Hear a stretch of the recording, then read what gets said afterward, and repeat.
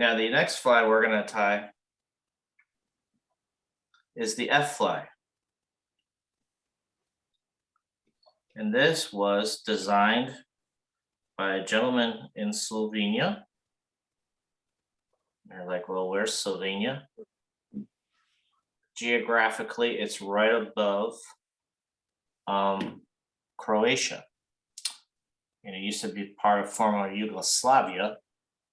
So imagine if you get in your rental car in Vienna and you drive due southeast, you'll eventually bump into Slovenia. And when I was looking at this fly and researching it, I bumped into all the pictures, and I'll try to show you a couple pictures later on after I switch off of this cell phone. And they have the marbled trout, which I'd never heard of before, but beautiful place. It looks like a gorgeous place to fish. So the ideal trip would be like to fly into Germany, fish in the Bavarian area for a couple, like a week or so, and then start making my way towards Slovenia. And Croatia is actually also, they have some beautiful rivers to fish in Croatia. So here's the hook. Now, in Oliver's DVD, he uses that SLD, the SLD, the fine dry, something that really,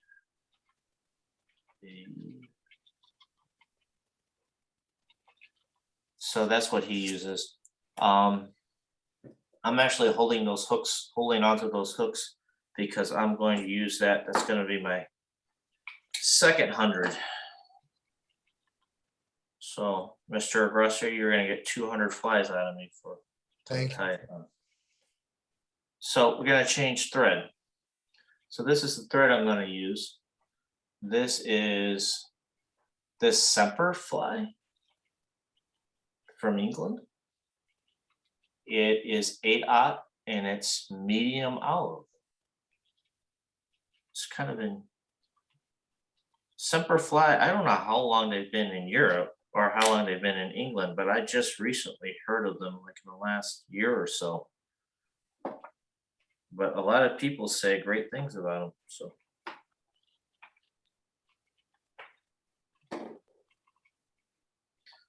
watch me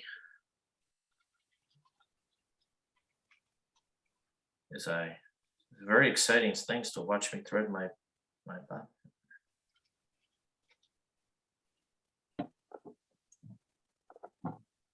Glasses help tremendously. I know.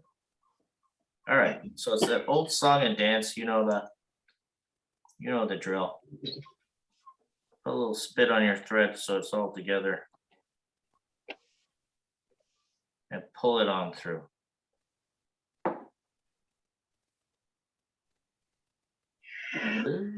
Come on now, play hockey. There we go. Did it play hockey? No, it didn't.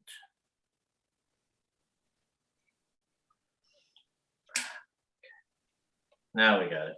All right, so there it is, all strung up, ready to go. Now this fly is very easy to tie. The first one we tied is very easy to tie, but it's also very good. You can imagine if you tie this caddis, maybe size 18, 16, and you're just starting to catch the first couple of hatches up in the driftless or out in Montana, that thing's gonna you're gonna have a lot of trout hitting that fly. But this one is just two materials. It's CDC and thread. So what we're gonna do is we're gonna apply the thread to make our body of our fly, of the mayfly. And again, like I pointed out earlier, raise your tag end of your thread and then make touching turns almost to the back, to the hook bend. Bring your tag end forward and then Oliver does a thing where he does 3 wraps to catch that material. Now he's happy with what he's got, and you could just cut off your tail. Now, when you're tying this, you got to start thinking that you're actually creating, because you're creating the body of the mayfly. So what you're going to do is make it tapered. So if you can see my scissors here, so you're going to kind of use that as a divider. So like there's one half, there's the other half roughly. Let's see if I can make it finer. So I'm going to make this one, try to do this without cutting my thread. I'm going to make this like one half and there's the other half. So I'm going to kind of go back and forth and build up the portion that would meet towards the hook eye to build that up to make that look like the thorax of the fly. So don't be afraid to use a little bit of thread.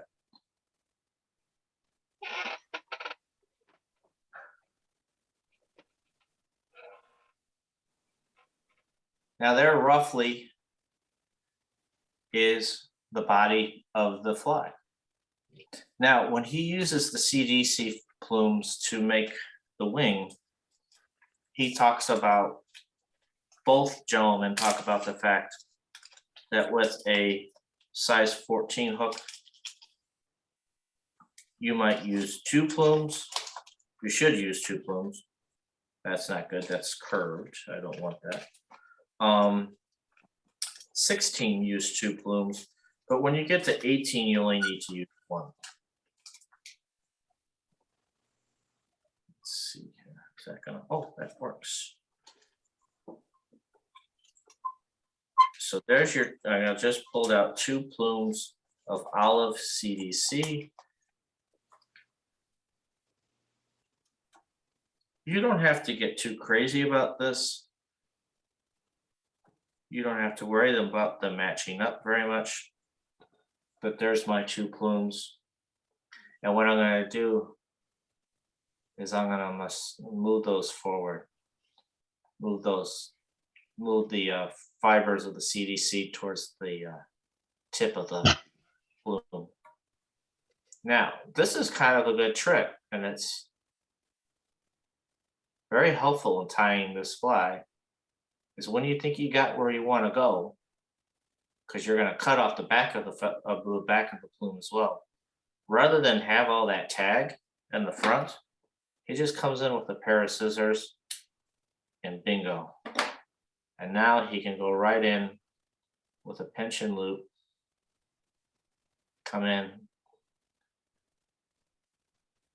make his loop, and start to just tie in. Again, if you can keep your material on top of the hook, so much the better. And there you go. Now the one thing he does before he finishes it is he comes back and he gives it a thread wrap or 2, depending on how crazy you want to get, behind the 2 feathers, with the idea of lifting them up. Now, I didn't do the best job with that. In fact, I'm so unhappy with it.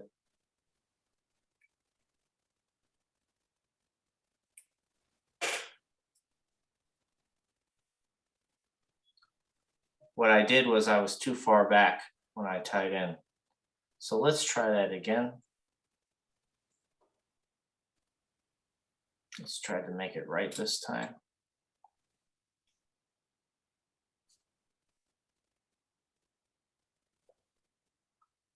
Let's see. Artsy fartsy. Now that's all I'm going to do. And I'm going to come in here and just clean that up.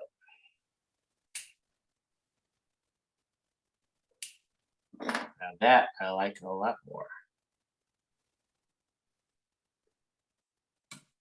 Yep.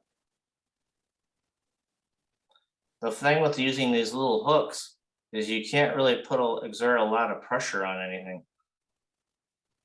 So there's one wrap, there's two wraps. Take one wrap up front.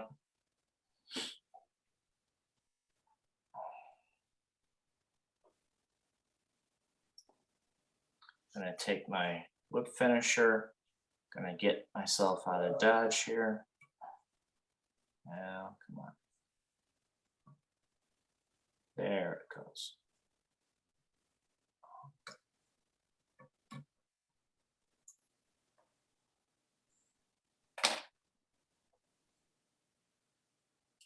And that's it. Now, if there's something in there you don't like up front, you can clip that out. Now, you got your CDC feathers all in there proper. And now what you're gonna do, put a little spittle on your fingers, take your scissors, drop them down almost like a dagger, a little bit past the bend of the hook, and that's it. There is this gentleman whose name I cannot pronounce. And I feel terrible about that, but I don't want to slaughter it. And that is his fly. This thing can be tied down to what size? Size 20, size 22. And it's, I would tie this fly maybe a couple 14, but I say most of these would be 16, 18 for me. When I'm going to tie them for the tie-a-thon, I'm going to tie some of the colors that were recommended in the video, like black. This is beige, but it's close enough. Olive. He uses pink, believe it or not. Oh, this is old yellow, which I'll use too. Old yellow. This is the old yellow. And this is the pink. And I also have some orange coming in from Feathercraft. And he talks about the fact that that's really good. Those brighter colors, believe it or not, are really good for grayling. So if you find yourself somewhere out in Montana or Wyoming and there's grayling out and about, or you're in Alaska, you can drop one of these on the water and watch the grayling come up and hammer it. What is All that? right. Fred, a midge? It's one of those, it can kind of replicate anything. Okay. I think it's primarily meant to be a mayfly. Okay. Just by the way the wings are. So he I think when he was tying this, he was tying it with the idea of it being a mayfly.